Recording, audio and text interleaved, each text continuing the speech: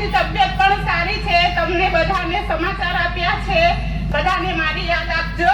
અને કાલે અમને હાઈકોર્ટ દ્વારા મને અને મારી સાથે 4 ખેડૂતોને જેલમાંથી મુક્તિ મળી છે.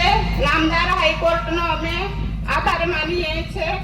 અને ધારાસભ્ય ચૈતર વસાવા વન વિભાગના કેસમાં અમને સજા કરવામાં આવી હતી. આ સજા ભાજપ સરકારે ખોટી રીતે અમને જેલમાં ફસાવ્યા છે. પણ એનો જવાબ 2027માં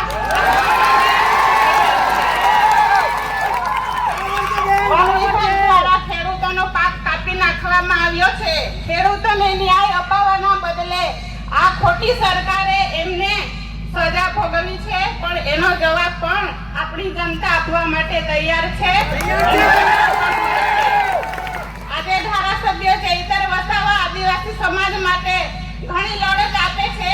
ત્યારે આ ભાજપ સરકારને ગમતું નથી. એટલે રાજકીય કિન્ના કરી રાખી ખોટી રીતે એમને વારંવાર જેલ ભોગવે છે. પણ એનો જવાબ પણ આ જનતા આપવા માટે તૈયાર છે.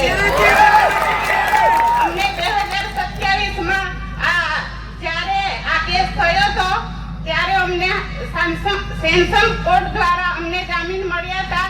પરંતુ અમારી તારીખ અમે દર મહિને ભરતા હતા. મહિનામાં અમને 2 તારીખ પાડવામાં આવી. કેસને ખૂબ ચલાવવામાં આવ્યો. એ લોકોએ ખોટી રીતે સજા ભોગવી છે. પણ એનો બદલો પણ જનતા આપવા માટે તૈયાર છે. તમારી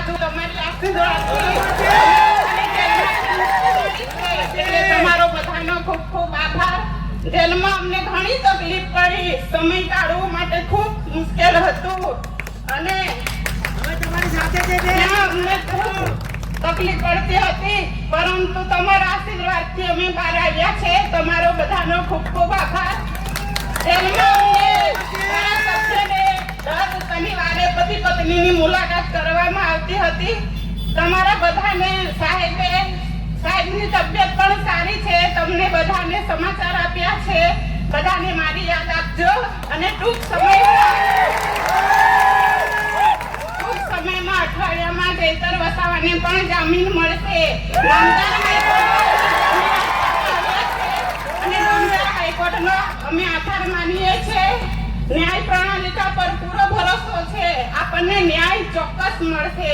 સત્ય પરેશાન થઈ શકે છે, પરંતુ પરાજિત થઈ નહીં. સત્યનો હંમેશા વિજય થયો છે. તમે બધા મોટી સંખ્યામાં આવ્યા, અમને સમર્થન આપ્યું એ બદલ તમામનો આભાર. જય આદિવાસી, જય જોહાર.